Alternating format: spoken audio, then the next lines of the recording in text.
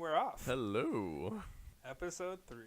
Oh man, how time does fly. 7 days in a row, because that's how long in between these episodes. Yeah, for a moment there I didn't think you were saying what you thought you were saying. And I was like, we haven't done this 7 days in a row and only gotten a third episode. So, you said that you had a lot of stuff to talk about. I mean, did I say a lot of stuff? I have something interesting to talk about because I learned something today that I thought was really interesting. I have something interesting to talk about. It's actually not interesting. It kind of sucks. All right, let's. But I want your opinion on it. Let's talk about that first then. All right.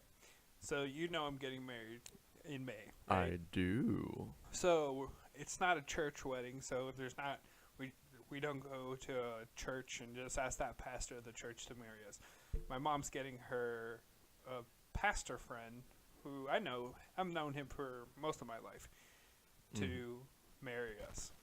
So I talked to him last week, and he asked me to abstain in relationships till we get married. Yeah.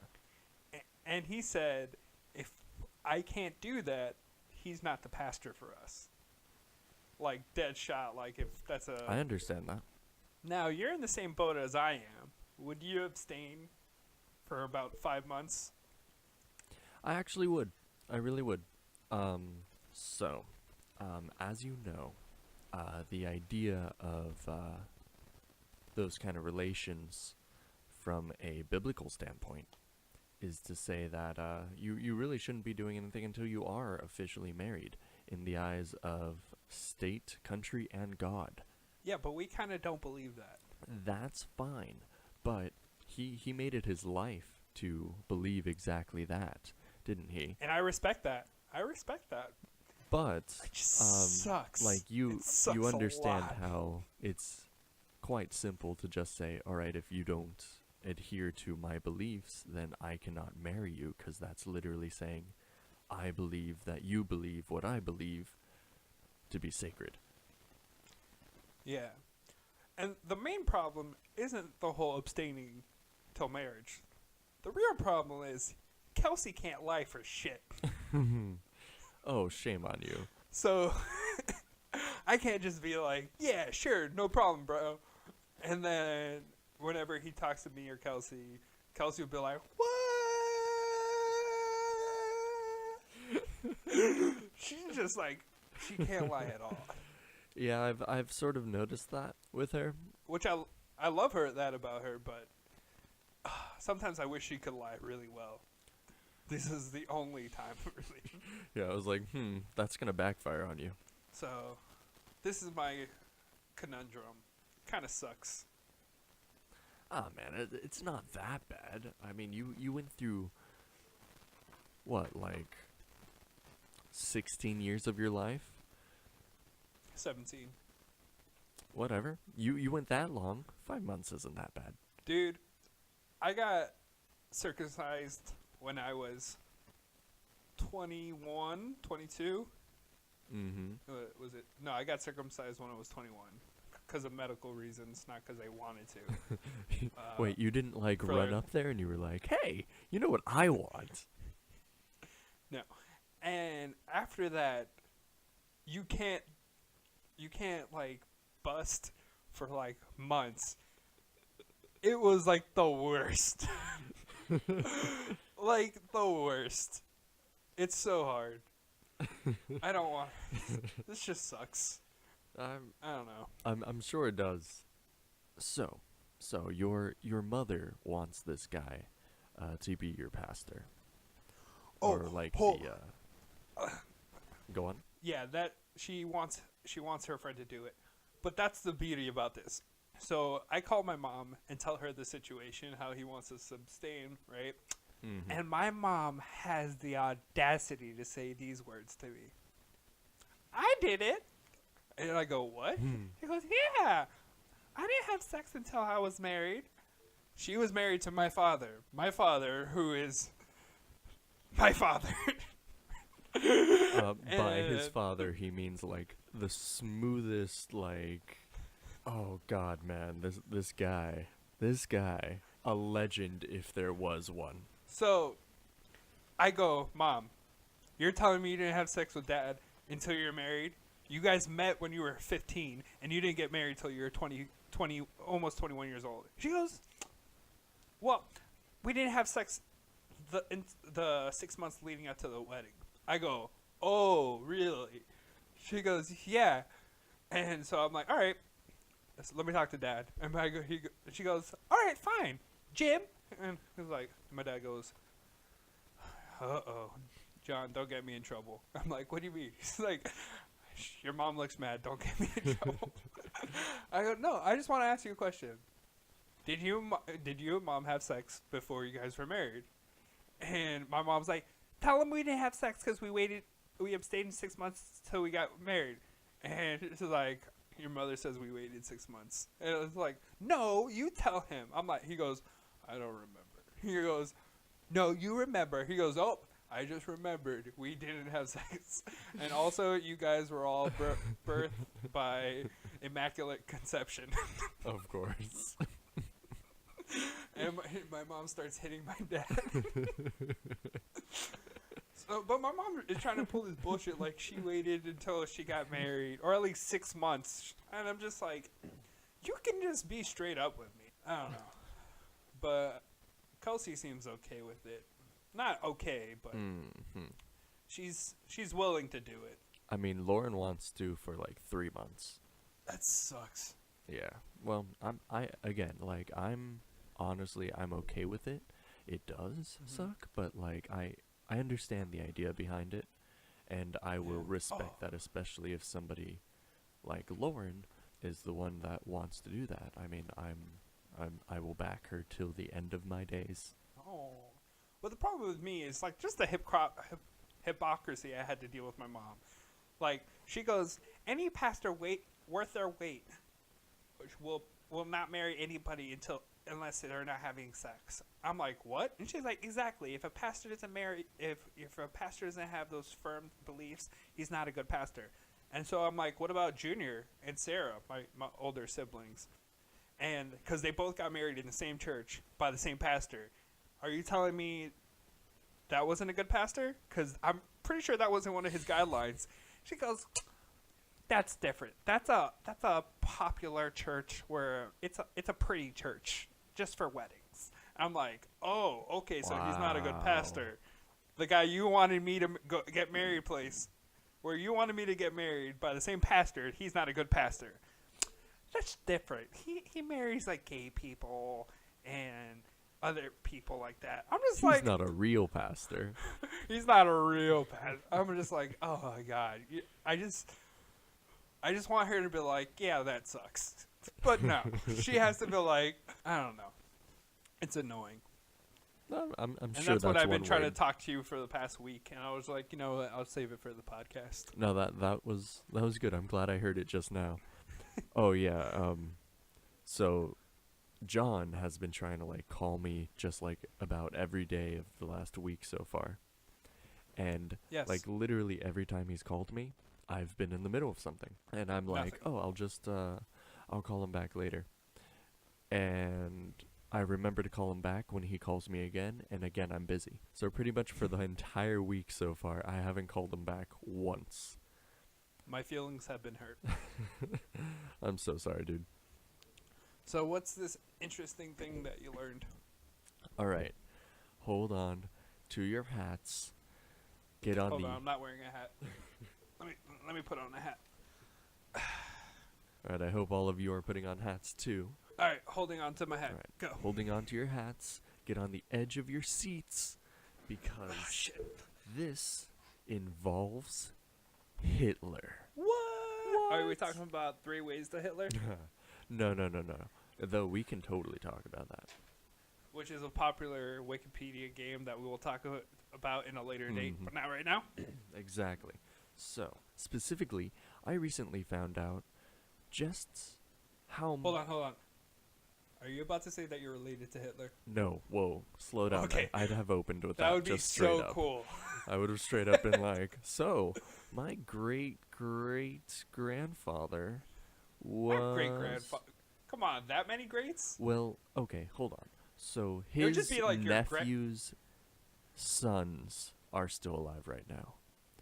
His So nephew's that would be sons. grandfather, great-grandfather. So he'd be my great-grandfather. Or well, because they're older than me and they could have had kids. So yeah, he'd be like my great-grandfather. Like honestly, he possibly, if you were related, he could be your grandfather because he lived till I'm gonna say 50 or 60. I forget how old he was. He could live another 20 years, still have children, and that could be your father. Well, I mean, it entirely depends on how late people wait to consummate, if you will. Well, Hitler was a guy, so he could have kids anytime until he dies. I thought you were going some other route where it would be like, he was a guy, so he probably like, banged one out when it was like 10 or so. I don't know. All right, no. So you were Right. talking about Hitler. I mean, we're still talking about Hitler. Yep. So, what I had learned about was just how much money Hitler was worth. Pretty sure he was like worth all of Germany. No. Before he even took control, before that Reich happened. So you recall he originally tried to take over Germany, Austria, and was imprisoned, Austria? right? Yeah, and that's where he wrote Mein Kampf. Exactly. If I'm not mistaken. That's exactly where he wrote it. He dictated part of it to people, and he wrote some, and it all got compiled. Pretty much he sold somewhere near like 9,000 copies of that before starting to take over Germany, essentially, like successfully. Now, by that time, he was worth, in modern day terms, like conversions between the Reichmarks and the U.S. dollars now, and add inflation, he was worth like $30 million. What? After 9,000 copies? Yeah, off all those royalties, which then the copies got sold to the army to be sent to all the Nazis, right? So it was like required reading to be a Nazi. Oh, I got you. And So he when sold he those. became leader, he's like, hey. So basically what Hitler did was, like, you go to a college course where your professor is the author of the book that you have Exactly. to do in class. And so, yeah, you have to buy my book, and he only teaches one chapter out of it. That is what Hitler is. But like so much worse because so he made all of the militants, right? SS. All of them had to read it, had to carry a copy Uh-huh. around. But he had to sell, or well, more like the branches of the military and the different sects had to purchase X number of copies prior to even enlisting the number of people. So some of them bought more copies than they had people. Wow. And they were the ones that paid him. So he like basically said, all right, since I'm leader and you guys are military, yeah, you guys have to pay me now for my book. That's ridiculous. Yeah. Now, what's slightly more ridiculous He's is your grandfather. after he died, actually his sons, no, his nephew's sons, there's two of them still alive. I think they also changed their names, but Yeah, I'm pretty. They changed their last name from Hitler to. Oh God, I forgot what it was. I think they changed it to a couple different names. yeah. But in addition to that, they also swore a pact, and that's like signed and stuff, that they will never have kids. Their idea is Wow. that they're ending Hitler's bloodline. So in the future, there's no way that you can be like, oh yeah, my great-great-grandfather was blah, blah, blah. Because no. Except for Dane. Except for me, because apparently my father was Hitler. No, not your father. Your grandfather. Your grandfather. That's exactly the joke I was about to make. But the rest of what I learned was that after he died, what happened to his estate? What happened to all those book sales? Like, who's getting the royalties now? If I'm not mistaken, this is just me pulling my history and partially out of my ass. As always. So Germany just recently paid off its debts from World War II back in like 2007, I want to say, maybe 2008. Yeah, around that time. I'm pretty sure some of the profits from the Mein Kampf went into compensation to other countries, if I'm not wrong. Am I wrong? You are wrong. Oh, okay. While selling most of his estate and things like that did acquire compensation for certain things, a lot of his like physical properties and things were sent to the Austrian government. I thought you were going to say South America. No, they basically said, oh, since he was like originally born here, we're taking possession of his stuff. Even though he had a will. He had a will that divided all of his stuff up between family, friends, and various museums that he cared about. Mm-hmm. But they just sort of threw that in the trash and took all of his stuff. Yeah. Meanwhile, though... A lot of the Russians, when they ransacked Berlin, when they stormed the castle, they were actually running out of so much supplies that Hitler didn't even have enough petrol to burn all his estate. So like at the end, at the end of the war, Hitler was in his castle. 14-year-old boys were like at the rails shooting at the Russians, and they were out of so much stuff that when Hitler tried to burn all his stuff in his castle, they didn't even have gasoline to burn it. So all the Russians just stole most of the stuff. Yeah, makes sense. But yeah, so like now, the royalties actually got bought out by a couple different companies depending on what country it's being published in. Okay. And currently, the largest shareholder is a company that became Random House. Well, it was bought out by Random House recently in America. So Random House, every time you buy Mein Kampf, Random House makes a profit? Well, this was up until I think 2012, if I remember correctly, okay. Where somebody found out that Random House was making profits. And they were like, whoa, hold on here. What do you mean you're profiting off Hitler? And they were like, yeah, I mean, this money's going towards Jewish people. Yeah. And then they donated a bunch of money to this foundation. But the sad part is that a bunch of other companies, like in Germany, in Germany it's not even allowed to be published anymore. Yeah, Germany has very strict anti-Nazi laws.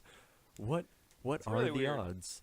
No, I'm just for being part of its history, you know, like for us, like the South and the Confederates have a very big history, not just like for slavery, but there's a lot of big historical ties to the Confederacy.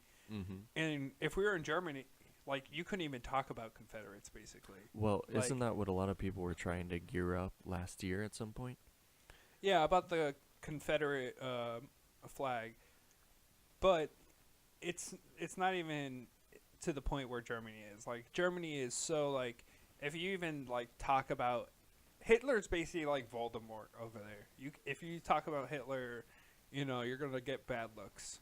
Well, I do need to point this out, that though I, for one, understand your comparison there, just for any listeners and stuff that may be thinking this right now, do remember that the difference between, say, the South, which had, or like the North versus South thing, the Civil War concept, where now we're thinking enslaving people and fighting and lots of murders and KKK stuff and stuff like that, is not quite the same as instigating a world motion to eradicate everybody who's not of Aryan descent. No, I completely agree. I'm just saying the comparison of the hushing down, that's what I'm talking about. I know, but I just felt like I needed to bring that up in case, you know, one of our listeners, like, is listening to that and like, that's not the same. Like, I'm sure we realize it's not the same. Just throwing that No. out there. One is obviously much worse, and we can see that the response is much worse for the same reason, probably. So, you were talking about how now there's companies in Germany, or no, sorry, Austria, that own the rights to the book. Ah, yes. So there's like a big company in Russia, there's a company in England, there's a company in Austria, there's all these other companies that have been purchasing up the rights, Mm-hmm. getting the money from it, and trying to like give the money to Holocaust survivors and stuff. The weird thing that's happening is that, or the weird thing that's been happening, is that the people who then receive the money, the Holocaust survivors, say no, I don't want it. That's not that weird if you ask me. Well, I think it's weird because it's not like it's dirty money. It's a literal. Kinda is. Bear with me here. So Okay. it's literally like a countermeasure of sorts where it's this guy wants to purchase Mein Mein Kampf. Kampf for whatever reason, maybe as a historical text, maybe as a doctrine to run his life. I don't know. The money, all of it, 100% of that money is now going to a Holocaust survivor. It's like a direct, you might try to do bad things, but inadvertently, without realizing it, you're actually doing something good. I get where you come from, Mm-hmm. but I can see where the Holocaust survivors are like, why the fuck are you Yeah. printing it in the first Like, place? why are you even still making this available to people? Exactly. So, I understand that part, but I'm 100% for like people. It's a book. It might be one of the worst books in the world, but everybody should be able to buy it if they want to. That's the way personally the way I see it. Like, if you really want Mein Kampf, fuck it, buy Mein Kampf. But also, if there's a business that wants to publish Mein Kampf, you have the right to be like, no, that's a bad company. Yeah, I mean, I agree with that 100%. And I also believe that there should be a mentality that it's a historical book. It's a book of historical significance. Yeah, and I definitely agree to that point where I don't think it should be taught in classes like a part of the history lesson. Mhm. It should be known what made him start like getting big. Like it's Eminem's Dr. Dre basically. Yeah. Like it's what started his movement going faster and faster. But I definitely don't think there should be so many business. Actually, I don't give a shit. Like personally, it doesn't affect me. You could find the book for free online if you really want to, which I don't understand in today's age and age. Who's actually buying books?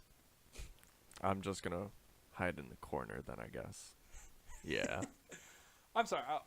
The majority of books I go through are audiobooks, and that's just because it's so easy for me to listen to a book than read it, just because I can do it during work and hit two things in one stone.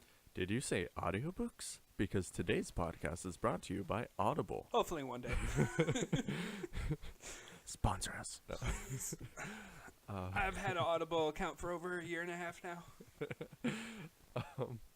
Which, by the way, you do bring up a good point there, though, that audiobooks are really super awesome in that regard. You can go through a book, a story. You can go through an entire world while doing something else. Yeah. Like you're saving so much time and effort, really, because you don't have to focus your eyes and your hands on one thing. You can eat. You can type. You can organize things, fold things, whatever. I don't know what you guys do.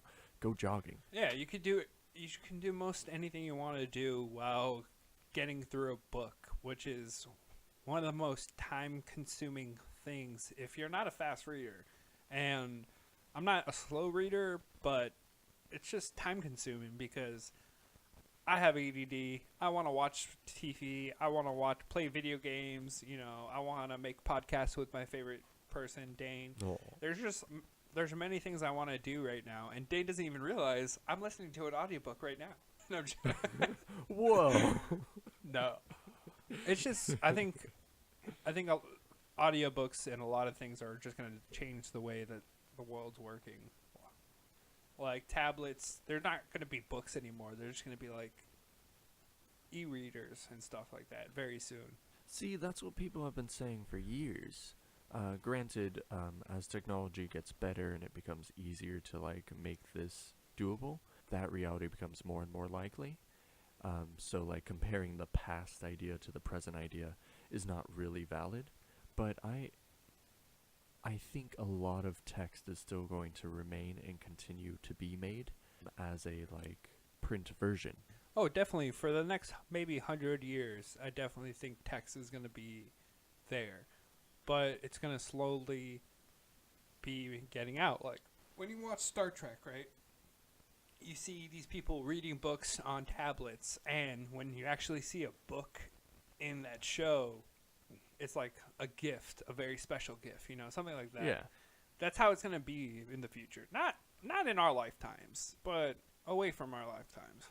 I think that's very correct, especially when you get to the point where already right now we are able to transmit data into people's brains without having to say anything or read anything or do anything like that. Granted, it's not like super effective, and it's more like, here's sort of an image based on brain patterns that we know your brain would create to make that image sort of appear. So Yeah. electricity, magnetism going into your brain, make those bits light up, and oh look, you saw a palm tree. Like crazy. But when that becomes better, more efficient, I mean, it's going to get to the point where we won't even have to write things anymore. Like written word will eventually become obsolete, and it will just become a scholar thing, a skill. I'm sure there's another word for that, like a scholastic skill of sorts. Where It'll be like learning Latin in college. A lost art. yeah, can you just imagine, by the way, around that time, learning Latin or like reading Latin? Reading a dead language now is already like crazy, but when our regular languages die out and that dead language is like extra dead because of it, that's gonna be a crazy thought. Like I said, I don't think any of that's going to happen within the next 300 years. Oh no, we will be long dead by then, probably. Yeah. But you know what's funny? A week from now, Mm-hmm. when we make this next podcast, a lot of things will change in our life. Well, at least for my life. Yeah, mostly Well, just your everybody. life. No, everybody. A week from now, wow, I might not even have internet. That's what I just realized. Mm-hmm. You might be making this in a McDonald's. So, 1 week from now, I am moving to my new abode. I am moving to a house. I am getting out of my apartment.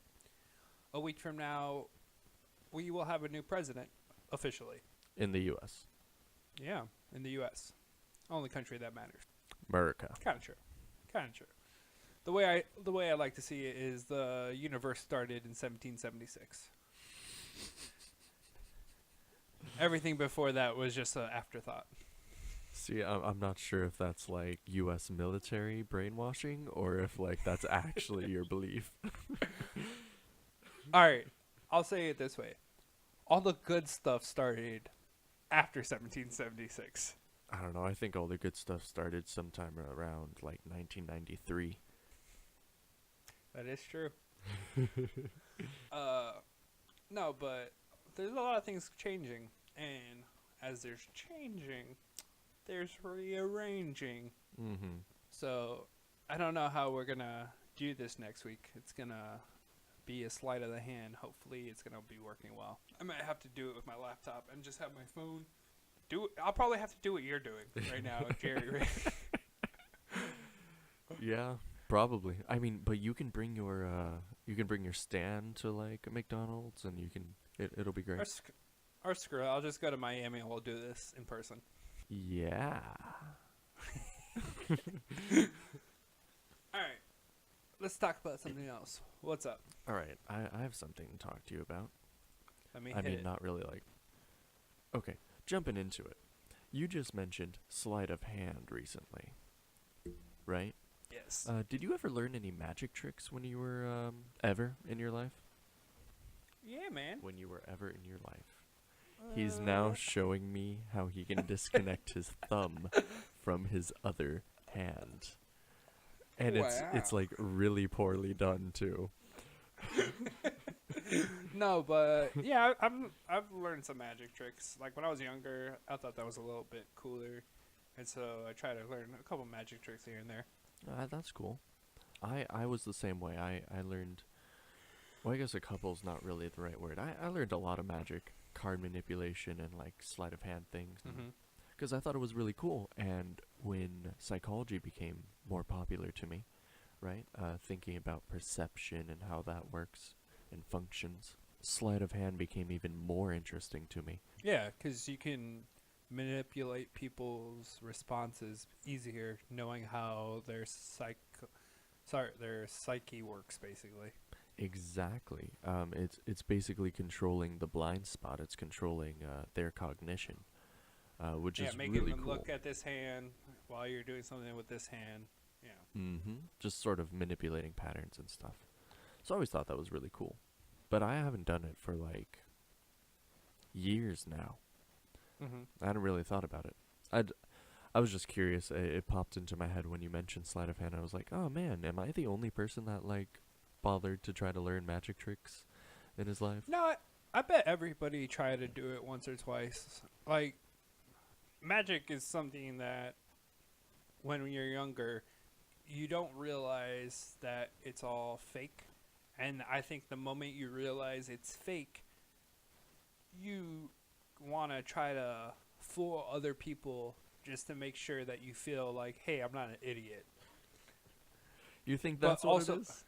no, and that's a part of it in my eyes. And another part of it is you want to be cool, be good at this talent because you looked up to it when you were younger. So that's another part. And also, I think magic's cool as shit. Yeah, I mean, I do too. I still do. When I see certain people like take the who's now sort of becoming an old fart, David Blaine, for instance, like illusions. I've actually and stuff. seen him.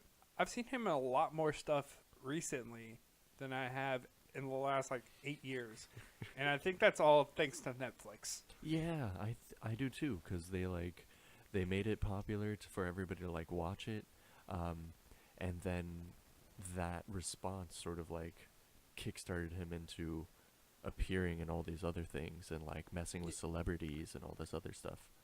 Yeah, and it's easier for Netflix to do like a special and see how the ratings do to kick off his not career, but like just to see if he could be in more stuff here and there and stuff like that. Yeah, exactly.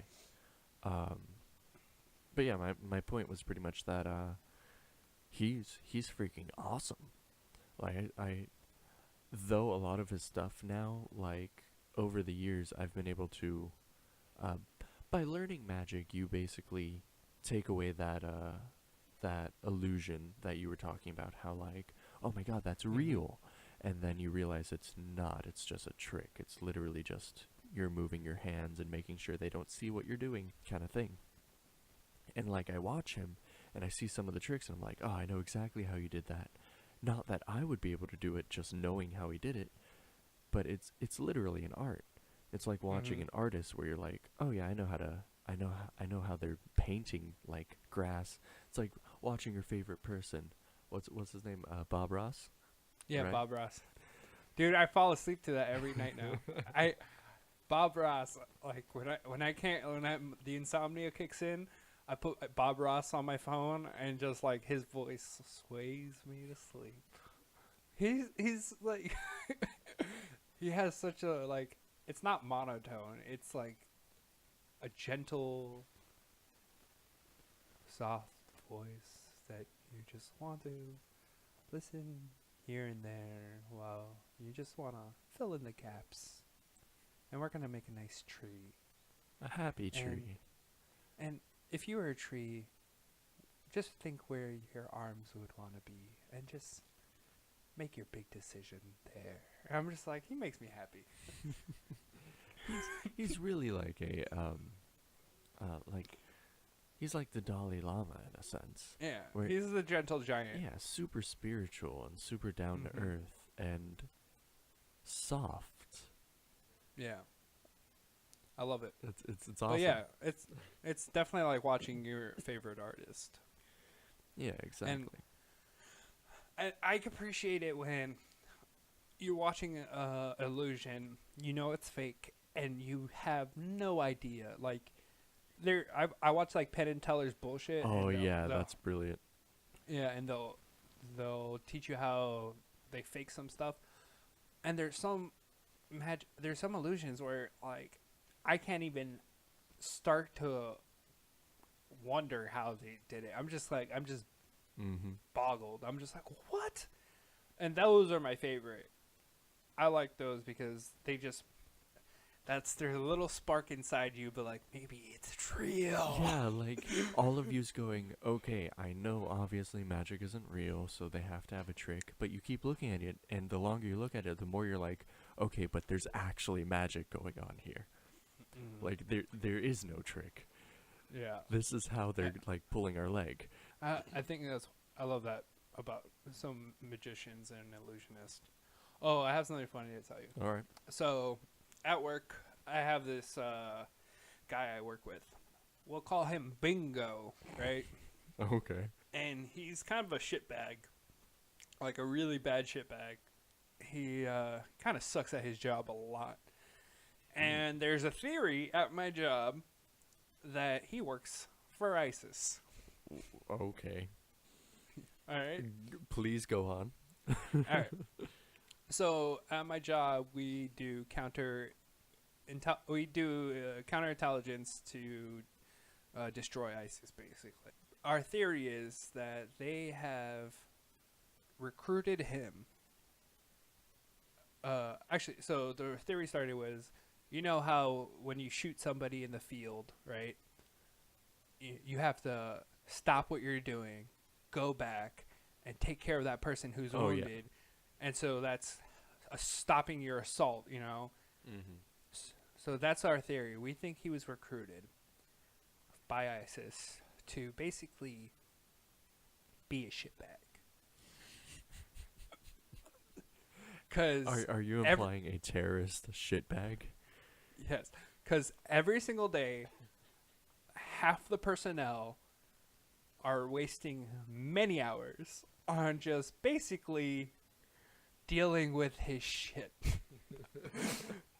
So instead of actually working, you know, they're having to counsel him, talk to him, and like write him up, and having to deal with like, his excuses or what he says. And we're seriously thinking he works for ISIS just because he does it so meticulously, and we're just like, there's no other reason why he's doing it, because he's not stupid. He's not stupid, but he's retarded. Oh my god. Oh god, you sound like those Jar Jar Binks is actually like a Sith mastermind. He is the Sith master. He is Darth. He is a Sith. Oh my god, there is so much proof, and you know it. I love that idea. I love that theory, and I will back it till I die. You know, it's actually not a theory. What is it? George Lucas wanted him to be the main villain. Not like really though. Like that's not what it turned into. No, he wanted him to be Count Dooku, basically. I mean, that's what it was going to start with as an idea of him being like an evil person, but it quickly did not be that. It quickly did not be that. That's a sentence. So what he was trying to do is recreate what he did in the original trilogy, where, you know, Yoda is that mumbling, fumbling, stupid thing until you realize he's the greatest Jedi of them all, basically. And so that's what he was trying to recreate with Jar Jar Binks until the horrible, horrible negative reviews of Jar Jar Binks. And they quickly this is what I hear. Like they quickly just did like a 180. No, he's just a mumbling, fumbling idiot. But I still think he is a Sith. I mean, I do too. I will, like I said, until I die, that is the one thing that I will stick to, that nobody, even if they give me proof otherwise, can disprove to me. Because he totally is. Unrelated to this conversation topic, but related to a thing that you had said earlier as well, talking about Netflix series. Did you ever read series Unfortunate Events? I knew you were gonna say that.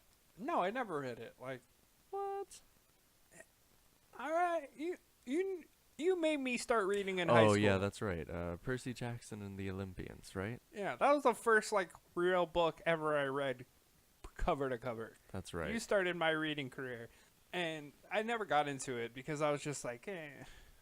But no, I definitely excited for the new series that's about to come up. I was told today that it's actually out already. Huh. Unfortunately, I do not have Netflix anymore.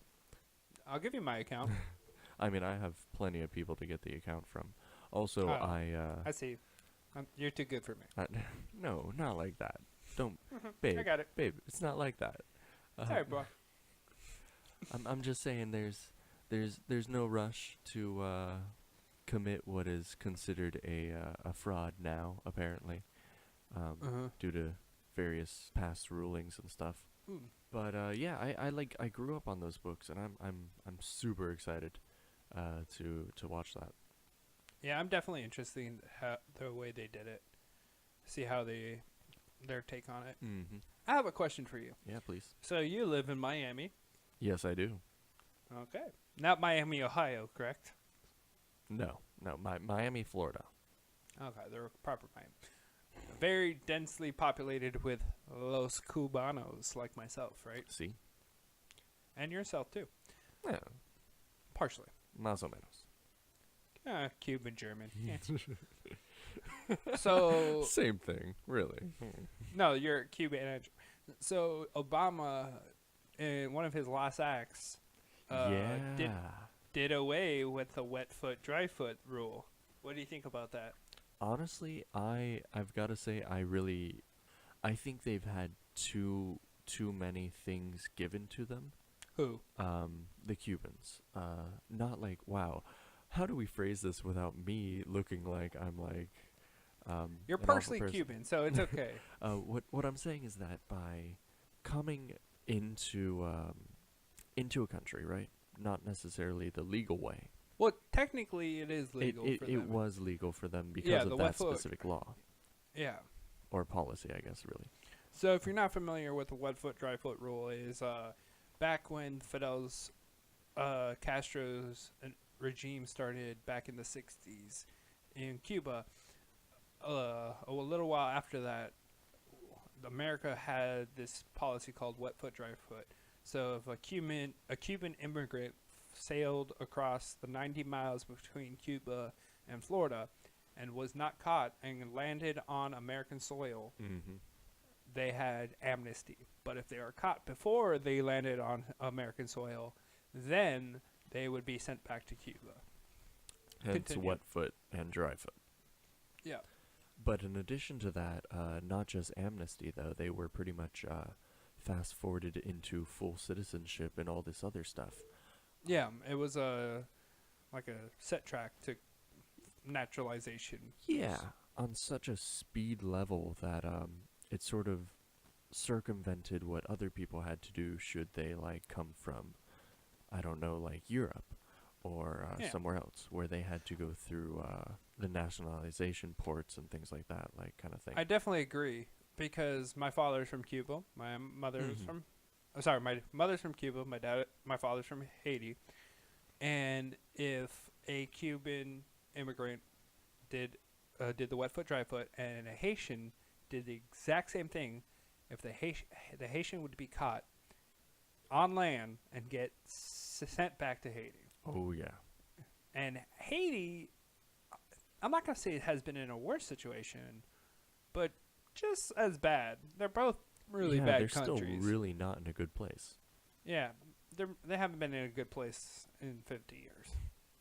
Yeah, but my mentality here is that especially at this point right now, there's no reason to give that unfair advantage to this select group of people, right?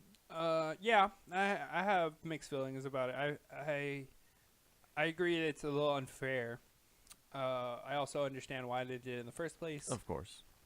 Um, I would say back when it became a policy, it made perfect sense. I mean, you were literally running from a terrible, terrible, terrible situation.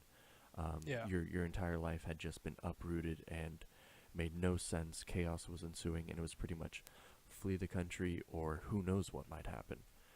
Yeah, I know my mom didn't go through the wet foot, dry foot policy. She actually came here as a proper legal immigrant. Mm-hmm. But the funny fact about this, everybody is going up crazy, you know, oh, Trump is going to deport everybody. Trump's going to go crazy on illegal immigration. Mm-hmm. But people don't realize Obama has deported more people in his 8 years than any president combined. Has he really? I mean, Yeah. okay. Let's back up here. Just logically thinking about this for a moment, it makes sense. As time progresses and as we become more conscious about what it means to be a country and how we can literally pick and choose who we want to keep in the country now, versus back then when it was, we need labor, we need people, we need population, give us your weak, your weary, your whatever. You're poor. Yeah, like the entire Statue of Liberty thing. Yeah. Like, it, logically speaking, it makes sense that as time progresses, you should technically be deporting more. No, I completely agree. But people don't realize the beauty of the oxymoron where they say, oh, Trump's going to deport so many people, but Obama has deported more people than any president combined. And adding the wet foot, dry foot policy, that stops so many Cuban inflow. That's ridiculous. Mm-hmm. So I just find it funny, you know, when people go, oh, Trump's gonna deport everybody, when they've been deporting in mass numbers in the past 8 years. Not as much as I personally think they should be, but you know, still a lot. See, I think what you're talking about here is really part of a bigger issue, which just grinds my gears, if you will. Which is that we have this pop political concept, what I like to nickname BuzzFeed knowledge. AKA fake news. Essentially, or even like real news that is just the headline and then extrapolated. Or my favorite, a couple words and a picture with highlighted words. Oh yeah. Those are my favorite, where it's like a slideshow, Yeah, right, of photos, and then they're like miscellaneous quotes that don't actually have anything to do with each other, and then they highlight like every third word or every like major pop word. So it will be something like Donald Trump said, "I can't believe that," and then ... open parentheses again, rapist, blah blah blah.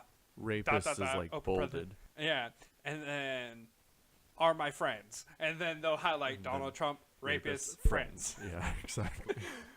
Yeah, like that's the bullshit they'll do, and it just like it's hilarious.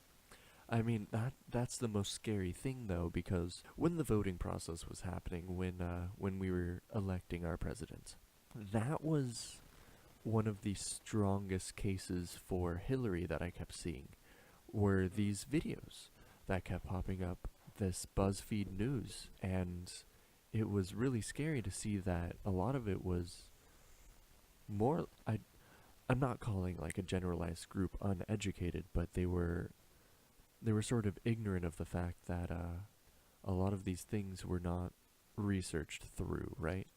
They couldn't back up a lot of it because they were basically taking that one statement and expanding on it without anything else. The funny thing to me is the people that they were focusing on are supposedly, quote unquote, the upper educated, because these are college students, these are higher university students, millennials, right? Yet they don't do their own research into it. And for me, I look to the far right, I look to the far left, and then I don't look anywhere because I actually know the truth because I got the news before anybody else. No, but joking aside is I actually put my own time and effort to actually research what I'm looking for. Yeah, And you should totally do that. And yet I don't have a degree, and I'm considered the uneducated, lower ranking. I don't know what it's called. I forget what the term they use. The less educated. I forget the term, but it's just funny to me the way I see it. I see the irony in that entirely. Yeah. I mean, but isn't it weird that since that is in fact their the people that they're targeting, their focus group essentially there, that they're supposed to be the really smart and the people that are supposed to combat ignorance, and they're the ones eating this up without doing anything about that. Yeah, I definitely see the part of the reason I believe is the way they're taught. These professors, teachers, stuff like that, they're kind of spoon-fed their knowledge for a very long time. And like you can watch videos of high school students or even middle school students debating teachers. Well, they'll be debating, and then the teacher will start arguing, you know, and then you can see them pushing down any self-independence thought, even if it's right or wrong, you know, down, pushing it down, making a mockery of the person just because they have a different thought or a different belief, you know. I'm not even talking about religious beliefs, but like just like fiscal beliefs or, you know, things like that. They're just pushed down so deep. I mean, that kind of thing disgusts me as a future educator, as somebody who, well, I should point out that I want to be a teacher not because of the amazing pay that we get here in America. Super duper. Specifically in Miami, Florida.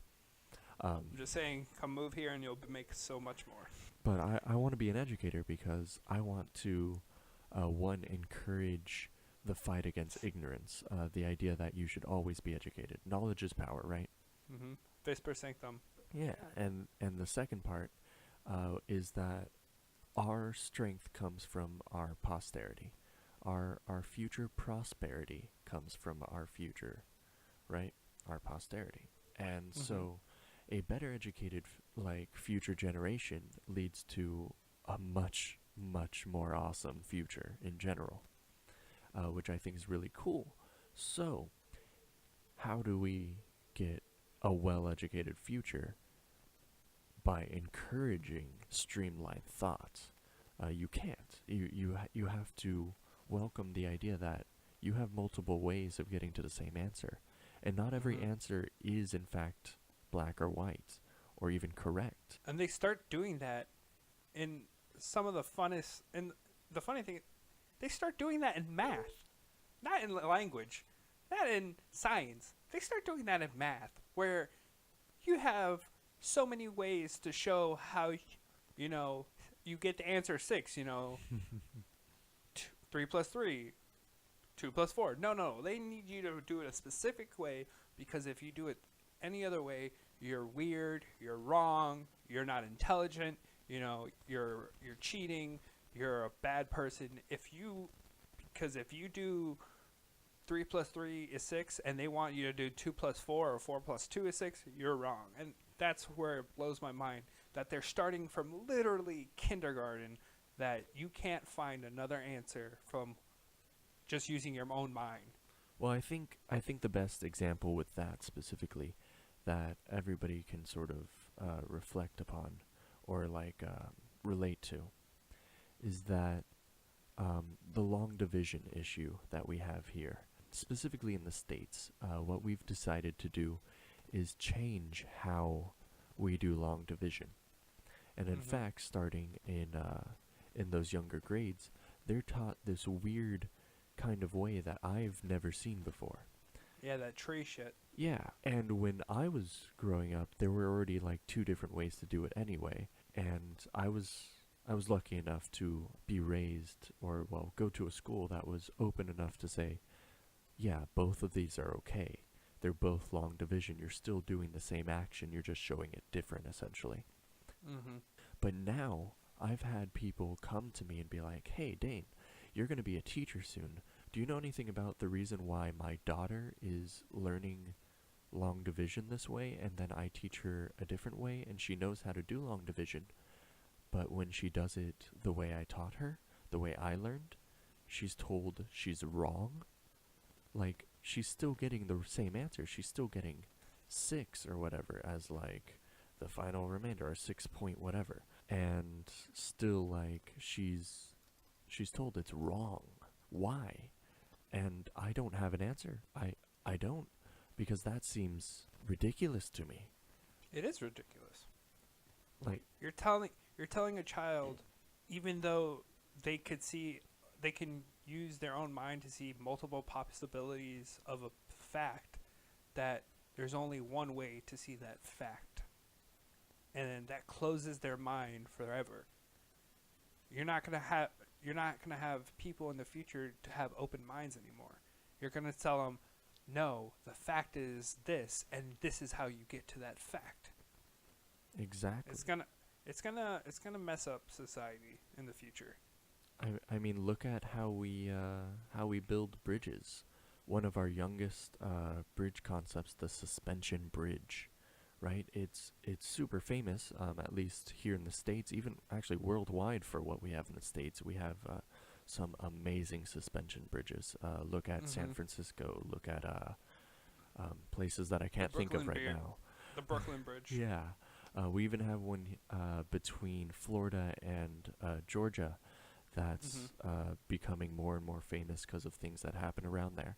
But anyway, the point is, we came up with that idea to essentially support a bridge on the bridge itself, from the top, to hang the bridge, because we looked at what we did in the past and we said, yeah, that's cool, and it was effective, but it's going to lead to more problems in the future.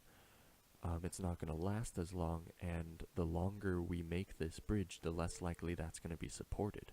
Now, if we had looked at that and been like, all right, the only way we can make this bridge is by having like 3 supports, and we can make the bridge X amount of distance, and between X amount of distance and the remaining difference, we have to put a support and try to do X amount of distance again.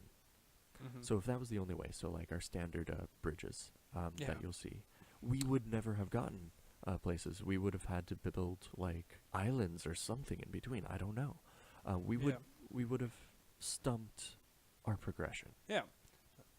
It's fun. Like, the main reason the Brooklyn Bridge is why it's a suspension bridge is because they couldn't put pillars inside the water because there's no bedrock to support it. It's just pure mud. You know? It's the ingenuity of the lack of what you know. Which is just silly. It's frustrating. Yeah, and that's one of the things I wanna support. I agree. I'm gonna support you supporting that. I support your supporting of my support. Yes. We're so supportive. We'd make a perfect couple. Aren't we?